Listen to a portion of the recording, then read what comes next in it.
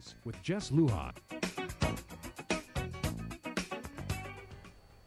We're back and we're talking about Matao, Team Matao, of course, Guam Football Association, the soccer team, of course, and their away game with Iran, as well as their home game here on September 8th against Oman. I have Dylan Napatu here, of course, a Matao player, and Jill Espiritu, who is the marketing and media officer. So Dylan, number 46 in the world, you guys are going to be playing in their home turf. With their fan base, okay? So you guys, I don't know if you guys are able to watch clips of them. I'm sure you will, yes. You know, when you get to Japan and all that. But I'm sure you guys had talked about already the type of team you're going to be playing, you know, the type of game they're going to be playing. How is your preparation for the top 50 teams? How would that be different than, of course, your previous readiness for the other teams? Well, we've actually been training really hard lately, and if not, we actually do our own training sessions on our own, because when we come out and play Iran, we have to be at our top shape. We have to be fit. We have to be ready, and not only that, we have to be mentally ready to play against definitely a top 50 team. You know.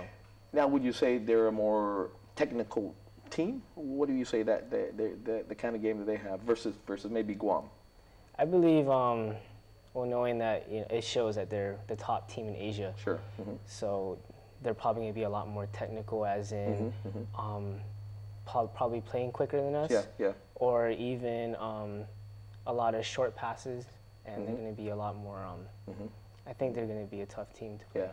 How about athleticism? Because that really play. I mean, you guys are out there 90 minutes running up and down the field, especially when you're a tough game, right? Yes. Tough game, shorter passes and things of that nature. And that, again, you know, the shorter games like that, a lot of running. Yeah, that's right. Yeah. So again, is that different? I mean, you'll train different for that, prepare different for that versus again. I think what we have to do is just play to our just play to our advantages, and I think what that is we have more heart than possibly any team in Asia right now, or even anywhere else. I think we could pull out this win just off of hard work. Are you guys going to be playing the game over there in Iran? Is that going to be on Astro, or is that going to be on grass? I'm actually not too sure. You know what they're. I believe it's natural grass. Natural grass? Yeah. Okay. So again, when they travel over there, Jill, it's very different. I mean, their society is very different over there. They're going to be probably 100,000 men in the stands. There are not going to be any women watching. Okay, and they're loud. They're loud. Yeah. So how much? Because like I said, you're playing the top 50 team basically. They're going to be loud. They're going to be cheering for the home crowd. They're definitely going to outshout the sidelines. Okay. How much is that going to affect you guys? I mean, because you've had to have that program in your mind. You know, the Guam yelling.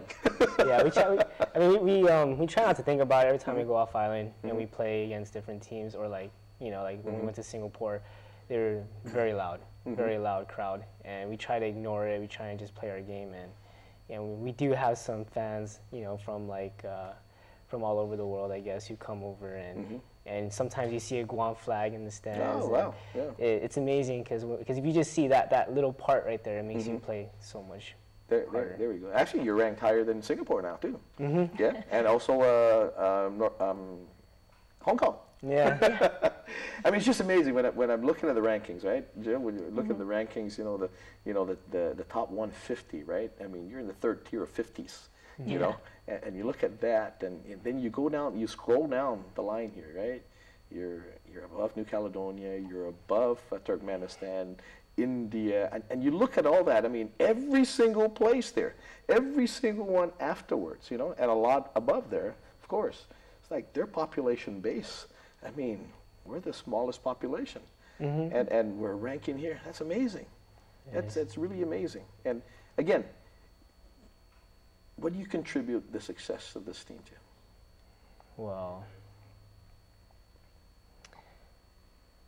actually not too sure. We're just our team is just built with heart, and I believe we're actually a big family, and I guess to us that's all that matters. Yeah, and I see that with you guys. I see that, you know, because you have local players, you have local players who are from off island, who of course are Guamanians, right? You have collegiate professional players as well. When you come, I mean, there's no egos involved, right? That's right? You guys all are one, playing as a team. There are, I mean, maybe egos were set before they got on the plane to come here or before you left home, right? You leave it with mom, right? Before you go. But yeah, I see that. You guys are one, basically. You operate as one. And again, as I watch the team over the years now, I mean, there used to be one or two players that the team relied on.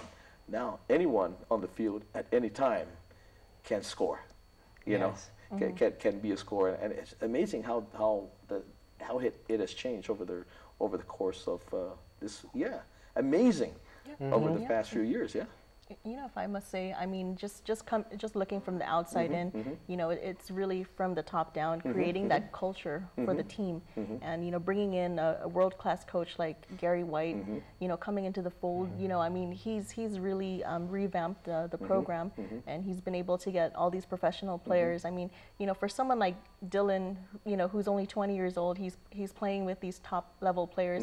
That's only going to improve his game. And you know, of course, for the next couple of players that do come up, you know, or do get called up to the Matao, it's just like that trickle effect. Like they're all just gonna get better. And you know, you look at it, it's like, okay, well, you know, I play alongside a professional player, so if he can have a professional contract, why can't I have one? So there's that culture within the Matao. I think that's really helping them build their confidence going into these games, where you know, I mean, you know, before, I mean, we've heard it a lot of times where, you know, we don't want to get scored on too much, so we played more of a defensive game. But now they've developed a playing style where, you know, it's attacking minded, and any team that they go up against, regardless of rankings, you know, it's 0-0 when the whistle's blown, and it, you know, I mean, they're just equal at that point in time. Anyone could win that game. So and actually, you know, we're going to take a break. When we come back, we're going to be talking more about ticket sales, where people can buy tickets, how much they are, and you got to get it now, because you said you've sold a few hundred already. It's amazing. Yeah, and as Dylan said, it's important for them. Okay, it's important for them.